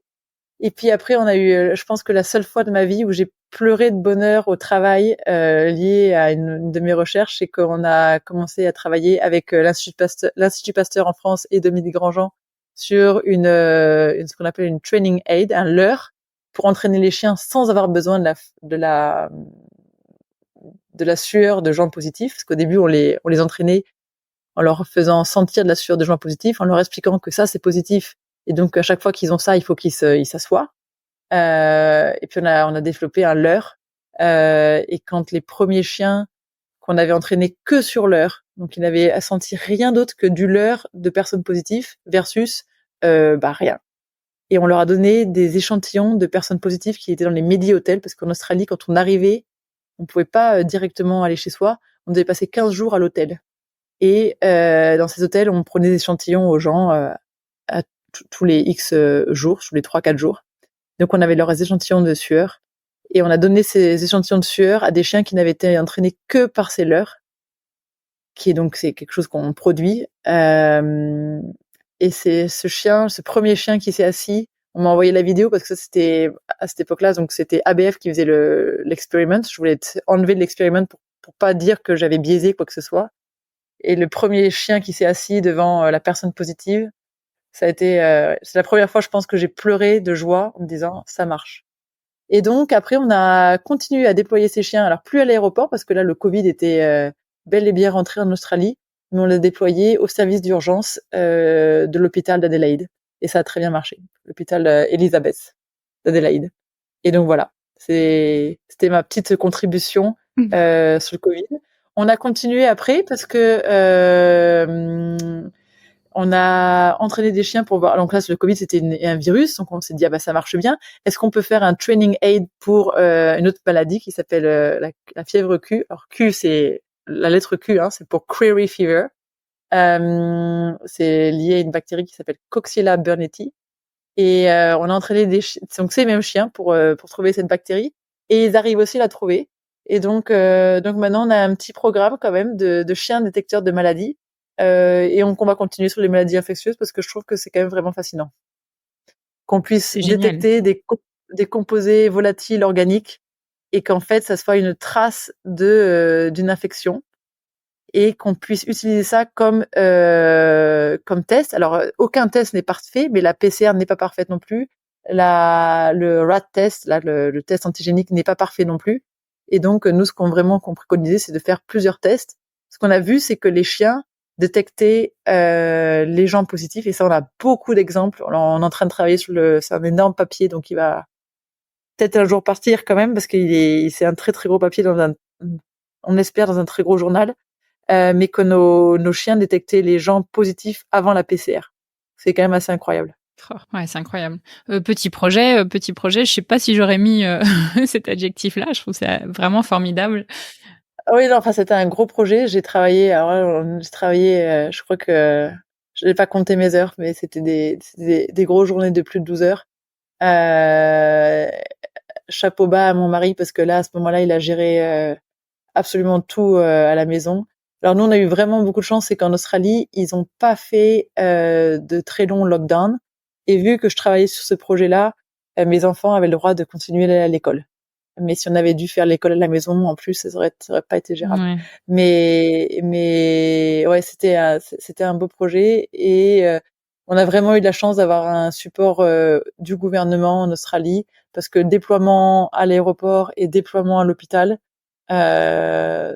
c'était vraiment ça montre que la recherche peut être appliquée, et même dans des situations critiques. Alors évidemment, on a vu que la recherche pouvait être appliquée avec les vaccins, mais là, sur la détection d'une maladie, et montrer qu'on peut utiliser le sens de l'odorat pour détecter des maladies. Pour moi, c'est une révolution. Enfin, vraiment, je me suis dit, c'est une révolution. On le savait un peu, parce que il y a 2000 ans, donc dans les carnets d'Hippocrate, il disait à ses élèves de sentir. Et il parlait de plusieurs maladies qui peuvent que les gens peuvent goûter. Alors il faisait faire goûter le vomi, etc. Ça, honnêtement, je le ferais pas. Mais il leur demandait de sentir. Donc il leur disait déjà en tant que médecin d'utiliser leur sens de l'odorat. Alors après, je peux comprendre que pendant 2000 ans, on est un peu arrêté parce que c'est pas très ragoûtant. Mais d'utiliser le chien pour sentir et déterminer si les gens sont malades ou pas, je trouve que voilà, c'était bien revisiter les principes d'Hippocrate. Ouais, complètement. Et avec une finesse beaucoup plus grande que celle de l'olfaction humaine en plus. Et puis le fait que ce soit déclinable, ça c'est génial. Et puis potentiellement plus précis, ça c'est encore mieux, quoi. Ouais, alors c'était plus précis, en tout cas nos chiens sont plus précis en début d'infection que la PCR et moins précis en fin d'infection. Donc en fait, on pense que les chiens sont capables de détecter quand la personne est en infection active, c'est-à-dire qu'il y a une réplication virale, mais pas quand on est en... Alors on peut toujours avoir un PCR positif quand il y a plus de réplication parce qu'on a encore un peu de gène de virus qui est là, mais donc on pense que le chien est vraiment sur la réplication. Et on ne sait pas encore exactement tout ce qui est 100, mais oui. Et ça n'a pas été fait qu'en France et en Australie, hein. Et l'équipe belge a fait un super travail, aux Émirats aussi. Enfin, au final, je crois qu'il y a une trentaine de pays qui s'y sont mis. Et pour ça, Dominique Grandjean a fait vraiment un travail formidable. Et de partage d'informations aussi, à un moment où c'était pas forcément... c'est un peu malheureux, mais des fois, les chercheurs sont pas du tout dans le partage, ce qui était pas son cas. C'est quelque chose que tu rencontres, toi, dans le milieu dans lequel tu gravites, ce non-partage d'infos? Alors, je vais en dire oui et non, parce que en fait, moi, je suis assez dans le partage aussi, et très rapidement, je pense que je suis avec des gens qui n'ont pas la même vision, au final, on arrête d'échanger. Donc j'ai la chance d'être plutôt avec des équipes où on partage bien.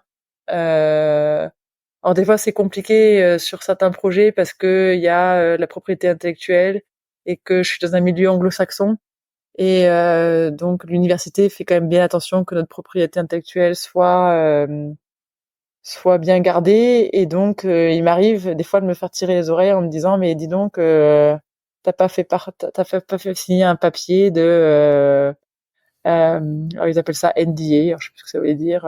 Oui, non-disclosure agreement. Ouais, c'est de confidentialité. Agreement. Voilà, exactement. Et donc il me dit mais donc ton papier de NDA a pas été signé, etc. Je dis ah bah oui, c'est pas grave. Mais donc voilà.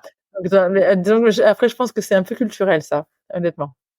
Je pense que oui. Je pense que c'est une différence culturelle. Un côté un peu procédurier aussi. Ouais. Tu enseignes aussi pendant le Covid, tu continues à avoir tes étudiants peut-être à distance sur ton cursus One Health? Oui, alors j'ai enseigné, alors ça j'ai pas du tout aimé par contre. J'ai trouvé que enseigner à travers un ordinateur. Au début, je me suis dit super, je vais enregistrer mes cours et puis comme ça je leur passe quand ils veulent, etc. Bon, je l'ai fait en visio et puis en enregistrement. Je trouvais que c'était nul. J'ai trouvé que c'était nul pour les étudiants et c'était nul pour moi. J'étais nulle pour les étudiants parce qu'en fait il y a pas d'échange. Au final, ils font ça en même temps qu'ils font leur cuisine ou qui regardent Netflix à l'arrière, je sais pas ce qu'ils font, mais il y a pas de partage. Je pense pas que c'est la première année, alors pas sur mes étudiants vétérinaires, mais sur les autres. Enfin, j'ai aussi des biologistes. J'ai les premières années où moi j'ai pas mal de gens qui ont raté mon examen. Alors moi, je suis vraiment pas quelqu'un qui veut faire rater les gens. Donc je me suis dit mince, c'est qu'ils sont vraiment, ils ont vraiment pas compris certaines choses qui étaient très importantes. Et donc je pense que c'était pas bien pour eux. Ouais, je pense que c'était pas un bon apprentissage et c'était pas très agréable et c'était pas agréable pour moi parce qu'en fait, dans l'enseignement, ce que j'aime bien, c'est partager et qu'il y a un échange. J'essaie de faire des cours où je leur pose aussi des questions et ils peuvent interagir et réagir à certains exemples. Mon cours de One Health, je le change quasi tous les ans avec des exemples récents et concrets. Alors pas que forcément les maladies infectieuses, hein, je parle beaucoup aussi de la pollution, etc. Et donc oui, pour moi l'enseignement à distance c'est décevant. En plus, je peux imaginer que un cours de One Health, bon, j'imagine qu'il y a quand même des choses qui sont descendantes, mais la richesse de ce genre de sujet, c'est aussi le fait de l'application au cas concret, de la réflexion en groupe sur l'analyse de comment ça a été traité, imaginer comment on aurait pu le traiter différemment, ce genre de choses. Exactement. Alors je pense que c'est possible de faire alors moi j'avais commencé à faire des petites vidéos de base des concepts. Donc ça, je pense que les principes et des exemples peuvent être pris en vidéo. pour expliquer de quoi on parle.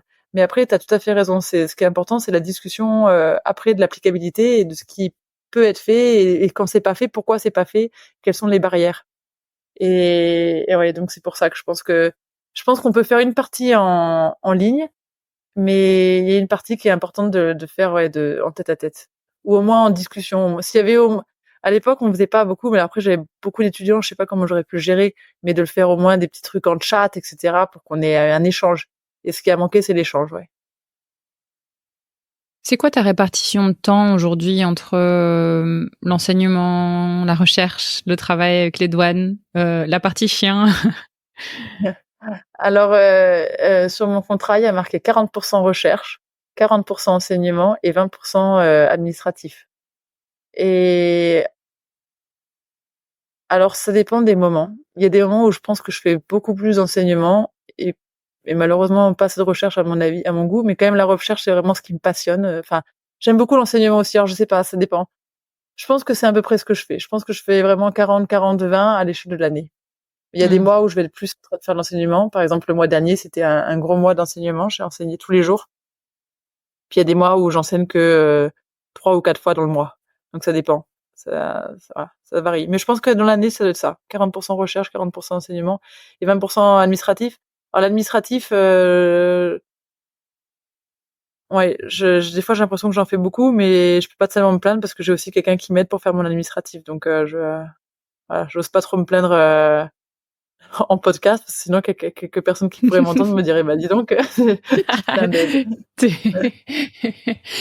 Quand tu dis administratif, c'est beaucoup de recherche d'argent pour tes recherches?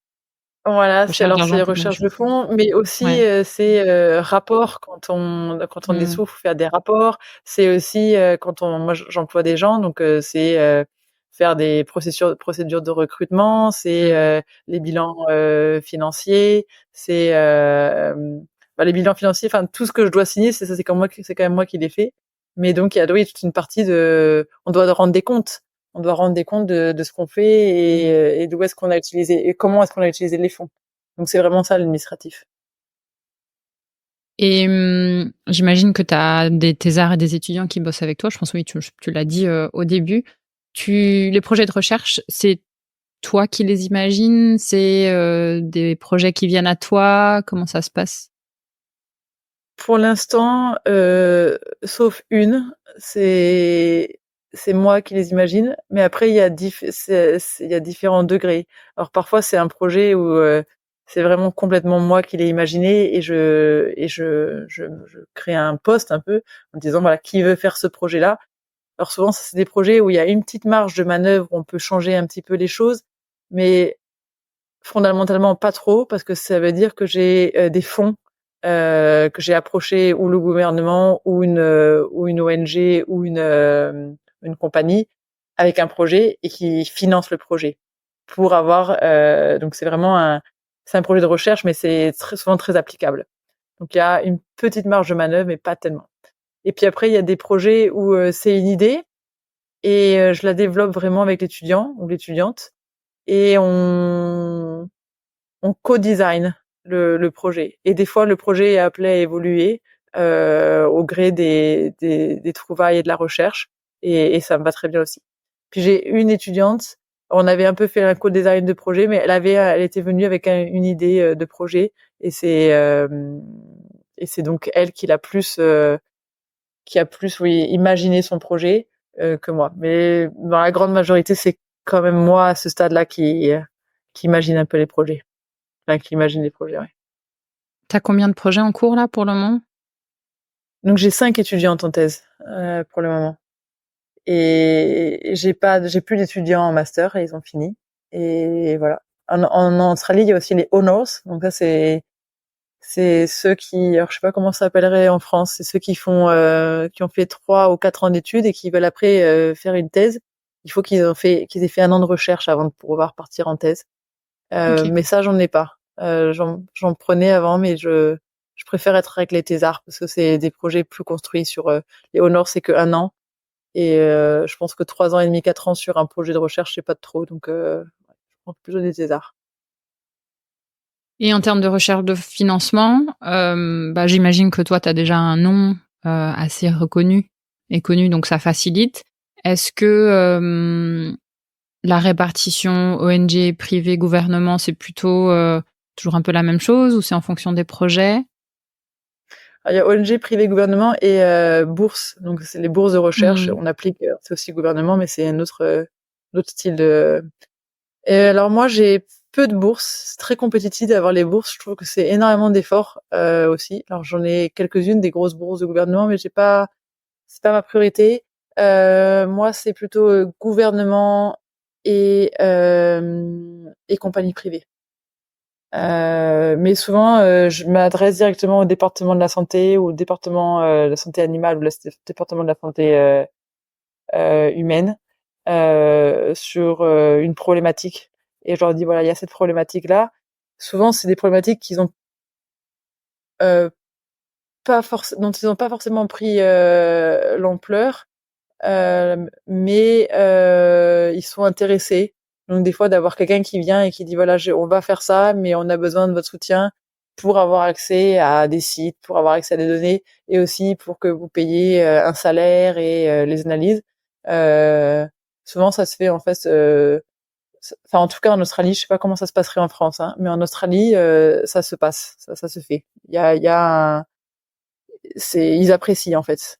Ils apprécient de participer à ce genre de choses? Oui, de participer. Que Ok. quelqu'un leur dise, voilà, on a trouvé, vous avez cette problématique-là. Alors des fois, c'est un peu bizarre parce que j'ai l'impression que je vais voir des gens pour leur dire, je viens vous expliquer le problème dont vous n'aviez pas encore conscience, mais qu'il va bientôt falloir résoudre. Donc les premiers meetings, c'est toujours un peu délicat d'expliquer aux gens qu'ils ont un problème dont ils n'étaient pas totalement encore sûrs. Et dire non seulement c'est un problème, mais en plus on a commencé à collecter quelques informations importantes. Et il va falloir continuer à collecter plus d'informations parce que va falloir qu'on ait une meilleure idée de l'ampleur du problème et de comment le résoudre. Donc voilà, c'est un peu des fois un travail un peu de bras de fer, savoir comment on va amener la problématique et comment surtout on va réussir à leur faire comprendre qu'il va falloir financer le projet. Alors ça, des fois ça se fait, puis des fois ça se fait pas. Beaucoup de diplomatie, j'imagine. Beaucoup de diplomatie. Mais alors moi j'ai un avantage, c'est que alors je suis assez souriante, mais vu que je suis française, des fois on pense que je suis très honnête parce que il me manque du vocabulaire, etc. Alors je sais pas si c'est peut-être que le cas, hein, mais des fois l'être direct, en fait, ça passe bien aussi. Oui, et c'est pas forcément une compétence anglo-saxonne. Quoique les Australiens un petit peu plus. Non, c'est vrai, c'est pas une compétence anglo-saxonne, mais si c'est pas amené de façon agressive, mais plus dans un esprit vraiment collaboratif et respectueux, c'est pas forcément mal pris. T'as un exemple concret d'un projet dont tu peux nous parler? Oui, alors c'est une de mes étudiantes en thèse. On a une mortalité des dauphins en Australie du Sud, surtout sur une certaine zone. Et donc c'est quelque chose dont le département de l'environnement était conscient, mais n'avait pas engagé de recherche poussée. Et donc je suis allée les voir en leur disant, là on a quand même une problématique, c'est que votre population de dauphins s'effondre doucement mais sûrement. Et puis là, à vrai dire, depuis quelques années, assez rapidement. Et on n'a pas de nouveaux recrutements, c'est-à-dire que tous les jeunes meurent avant d'arriver à leur maturité sexuelle. Donc on vous propose de venir faire un projet pour que tous ces dauphins qui meurent, on fasse des post-mortem, qu'on fasse des analyses poussées et qu'on essaie de trouver quelle est la cause. Est-ce que c'est infectieux? Est-ce que c'est chronique? Est-ce que voilà. Et quand on aura la cause, peut-être qu'on pourra commencer à trouver des solutions. Et donc ça, c'est un projet typiquement où eux ont accepté de payer un salaire. Alors les salaires des thésards, souvent il y a une partie qui est payée par le gouvernement, déjà par une bourse gouvernementale, et puis après on fait ce qu'on appelle un top-up par ou une autre branche du gouvernement. Donc là c'est le département de l'environnement, ou par une autre bourse, ou par voilà, on essaie d'avoir un peu plus de sous pour que ça leur fasse un vrai salaire. Et puis payer toutes les analyses. Et donc c'est ce qu'ils ont fait, voilà. Donc on est en train de travailler sur cette problématique Et là, ça, à mon avis, c'est encore de la santé publique parce qu'on trouve alors ça, je peux pas trop en parler, mais on a des images cliniques variées sur les animaux qui partent en post-mortem. Donc c'est possible qu'on soit devant un problème de pollution de l'eau. Et qui dit pollution de l'eau, dit aussi pollution des poissons. Et les poissons, on les mange aussi, nous, en tant qu'humains. Donc voilà. Donc peut-être que en fait, cette mortalité de dauphins met juste en exergue un problème de pollution de l'environnement qui impacte pas que le dauphin, mais qui impacte tous, nous impacte tous. Donc voilà. Ça, c'est typiquement un projet qui a été payé par un département. Ils étaient pas contre, mais je pense qu'il fallait juste que quelqu'un amène le projet. Est-ce que face à, même si t'es porteuse, globalement, ce que j'entends, t'es porteuse de solutions, est-ce que tu te retrouves parfois découragée par rapport à toutes ces problématiques que tu identifies? Oui, non, alors je suis porteuse de solutions, je sais pas. Par exemple, là, sur cette problématique de contamination de l'eau, honnêtement, je sais pas si je suis tellement là, j'ai plus l'impression que je apporte un problème qu'une solution. Alors après, apporter le problème, c'est toujours une partie, c'est toujours la première étape de la solution. Mais je sais pas si on peut dire que j'apporte une solution là. Sur le trafic illégal d'animaux, des fois, je suis découragée. Des fois, je me dis, la tâche est tellement vaste. Alors après, j'ai l'impression que pour me remettre du baume au cœur, je me dis mais maintenant beaucoup de gens travaillent sur cette problématique, les pouvoirs publics sont mobilisés, enfin il y a un travail qui est en train de se faire et ça va changer. Mais quand je vais en Asie du Sud-Est ou quand je vais en Afrique, je me dis les populations qui restent se réduisent comme une peau de chagrin, ça va tellement vite et on est tellement lent à réagir que j'ai l'impression que c'est trop tard. Quand je suis, justement, l'an dernier, quand je revenais, donc j'ai passé 2 mois en Afrique. On a travaillé au Zimbabwe, Botswana, puis on est revenu par l'Afrique du Sud. Et je voyais, j'étais à Wangwe National Park au Zimbabwe, et on voyait cette mine de charbon, enfin de production de charbon là qui touche le National Park, qui grignote à mon avis. Bon, je sais pas comment est-ce que le National Park a été dessiné en fait, mais donc on voit c'est une zone qui est noire que du charbon, c'est lunaire. On a traversé ça pendant des kilomètres et des kilomètres, et puis boum, on arrive sur le National Park, et là, végétation magnifique, des éléphants, des lions, etc. Et je me suis dit, tout ce qu'on a traversé avant, qui était lunaire, c'était avant ça. Avant, c'était du National Park, mais voilà, c'était un milieu naturel magnifique, et maintenant, c'est la lune.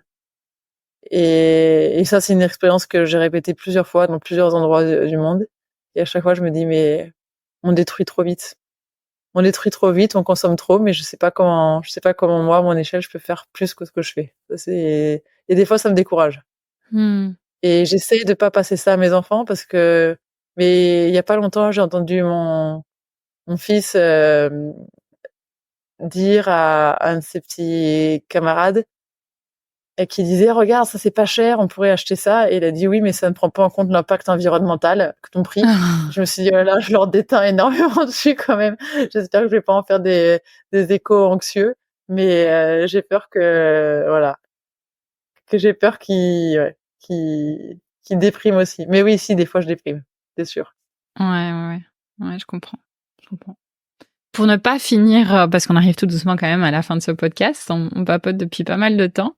Et je pense qu'on pourrait papoter encore longtemps, tellement c'est riche. La partie la plus enrichissante de ton métier, pour toi, c'est quoi? Et c'est marrant parce que ça, c'est assez récent, j'aurais pas répondu ça avant. Mais je pense que d'être au contact d'autres personnes donc par exemple mes étudiants, qui ont changé leur plan de carrière. Donc en fait, à peu près tous les ans, j'ai des étudiants qui voulaient être cliniciens, chien-chat ou autres, et qui changent leur plan de carrière pour embrasser le concept One Health et faire de la recherche ou travailler directement dans le One Health. J'ai une de mes étudiantes qui est partie pour travailler pour le gouvernement de Singapour dans leur One Health section sur l'antibiorésistance. Et en fait, voir que ce que je peux dire à des gens a un tel impact qu'ils vont décider de travailler dans ce secteur, mais je pense que c'est ça ce qui, en tout cas, me comble le plus. Des fois, je me dis que moi, en tant que chercheuse, je sais pas si j'ai un impact majeur, mais je sais que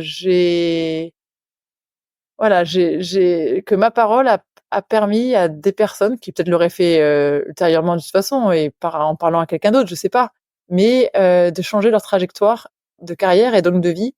Et je me dis c'est quand même très très puissant. Et il y a pas longtemps, je parlais, alors là c'était à des juges, hein, de justement l'impact en santé publique de certains crimes environnementaux. Et il me disait, mais c'est intéressant, je pense qu'on pourrait peut-être essayer de voir comment est-ce qu'on peut intégrer ça dans notre pratique. Et je me suis dit, c'est fou, hein, c'est cette parole, le fait de parler, de faire un podcast, c'est pareil, hein, et que les gens écoutent et que les gens changent leur façon de voir leur travail ou même d'envisager leur futur. Je pense que c'est ça qui me comble le plus. Ouais, c'est chouette. C'est vraiment l'exemple. J'ai failli rebondir déjà quand tu parlais de la partie dans les parties découragement, mais c'est finalement faire sa part. C'est la fameuse légende du colibri, et faire sa part, aussi petite soit-elle ou nous semble-t-elle, réaliser à quel point ça peut avoir un effet boule de neige en fait, et les personnes que tu touches, finalement, qu'elles se reconvertissent ou qu'elles prennent conscience de certaines choses, toutes ces personnes-là, elles vont aller, on l'espère, toucher d'autres personnes. Et ça, c'est clairement, ça c'est magique en fait, hein. Ouais. Donc Et je pense bravo pour ça. que ouais, merci. Mais toi aussi, bravo à toi parce que c'est grâce à toi que des paroles des vétérinaires peuvent être envoyées sur les ondes. T'as une grande part. Quelle, est-ce qu'il y a une définition que tu donnerais au métier de vétérinaire aujourd'hui? C'est une question que je sors un peu du chapeau là, mais je serais intéressée d'avoir ton point de vue là-dessus. Je pense que le vétérinaire, c'est un docteur global. C'est-à-dire que c'est pas un docteur qui va soigner non seulement qu'une seule espèce, mais même si un vétérinaire est un vétérinaire de chien-chat, dans sa pratique qui est globale, il va aussi toucher l'humain.